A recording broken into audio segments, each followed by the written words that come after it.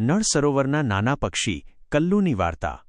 બહુ દૂર ગુજરાતના અમદાવાદ અને સુરેન્દ્રનગર જિલ્લાની વચ્ચે જ્યાં પાણી શાંત અને છીછરું છે ત્યાં આવેલું છે નળ સરોવર પક્ષી અભયારણ્ય। આ સરોવર દેશ-વિદેશના રંગબેરંગી પક્ષીઓ માટે સ્વર્ગ સમાન છે।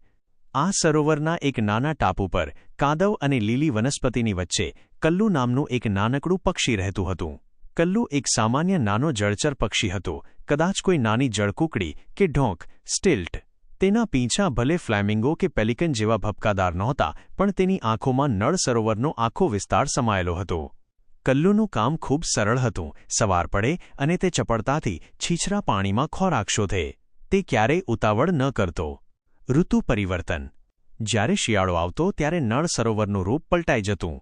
દૂર સાઇબેરિયા, રશિયા અને ઉત્તરના દેશોમાંથી હજારો યાયાવર પક્ષીઓ લાંબી મુસાફરી કરીને અહીં આવતા। આખો સરોવર જાણે પક્ષીઓના કલરવથી ગુંજી ઉઠતો। કલ્લુ આ નવા મહેમાનોને કુતૂહલથી જોતો। નવી મિત્રતા। એક શિયાળામાં કલ્લુની મુલાકાત શ્વેતા નામની એક સુંદર સફેદ ગાજહંસ બાર-હેડેડ ગૂઝ સાથે થઈ। શ્વેતા ખૂબ દૂરથી આવી હતી અને થાકી ગયેલી હતી। કલ્લુએ તેને સરોવરના સુરક્ષિત અને ખોરાકથી ભરપૂર ખૂણાઓ બતાવ્યા।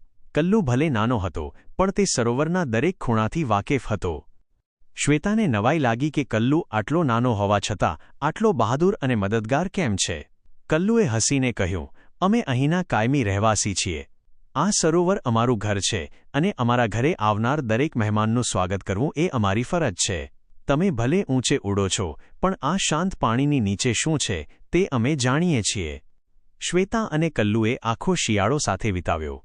શ્વેતાએ કલ્લુને દૂરના પહાડો અને આકાશમાં મુસાફરીની વાતો કહી અને કલ્લુએ શ્વેતાને સરોવરના તળાવમાં રહેલા સ્વાદિષ્ટ નાના જીવજંતુઓના રહસ્યો જણાવ્યા। વિદાય અને વચન। જ્યારે વસંતની શરૂઆત થઈ અને આકાશ ફરી ગરમ થવા લાગ્યું ત્યારે શ્વેતાના પાછા જવાનો સમય આવી ગયો। વિદાય વખતે શ્વેતાએ કલ્લુને કહ્યું, તારા જેવો નાનકડો પણ દિલનો મોટો મિત્ર મને ક્યાંય નહીં મળે। હું તને વચન આપું છું કે આવતા શિયાળે હું ચોક્કસ પાછી આવીશ। કલ્લુએ શ્વેતાને દૂર આકાશમાં ઉડતી જોઈ અને મનમાં વિચાર્યું, ભલે હું નાનો છું, પણ મારું ઘર નળ સરોવર સૌથી મહાન છે, જ્યાં આખી દુનિયાના પક્ષીઓ શાંતિ અને મિત્રતા માટે આવે છે।